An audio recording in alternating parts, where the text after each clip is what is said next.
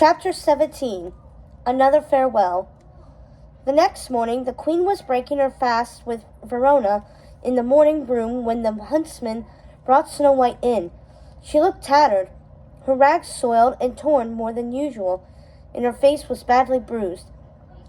"What happened?" the queen asked as she stood from her seat, almost knocking over a teapot. "My horse was spooked. I couldn't control him."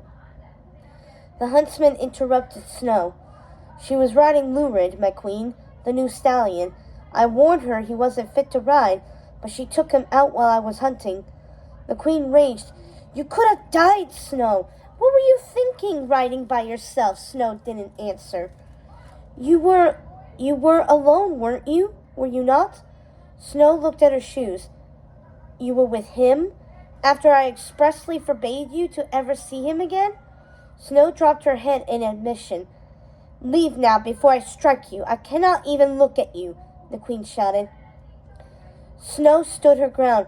"He told me what you said, Mother. You lied to him.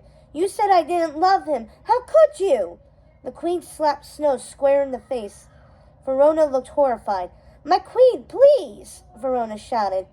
The queen whipped her head around like an angry viper and snapped at Verona. "Silence!" Snow was in tears, sobbing so hard she couldn't speak. Verona went to her side and wrapped her arms around her. "I don't even know who you are anymore," Verona said bitterly to the queen.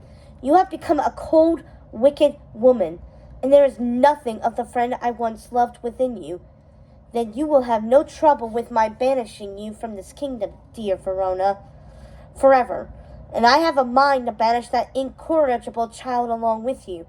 But there is a life for her here. This castle has a use for her. The horses' stalls have never been so clean.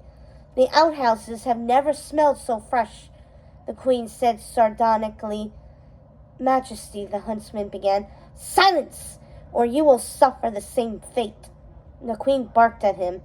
Snow buried her face in the huntsman's chest and sobbed. He ushered her out of the room, and Verona followed her close behind. Then Verona asked the servants to gather her belongings, and after bidding goodbye to the familiar faces around the court she hadn't seen in years, she left the castle. The queen watched her go, then quickly retreated to her chamber. She went to the mirror, but she feared the slave's reply. She couldn't bring herself to ask him. She couldn't bear hearing that she wasn't the fairest, not this evening. So she retired to bed, and the next morning she awoke feeling a new rush of energy. Verona was far away from court. She was sure the slave in the mirror would put her heart at ease. "Magic mirror on the wall, who is the fairest one of all?" "You are, my queen." The queen felt uneasy. "I sense hesitation in your voice, slave." "Speak to me," the queen said. "You are the fairest, Majesty, but do not ask me to advise on the state of your heart."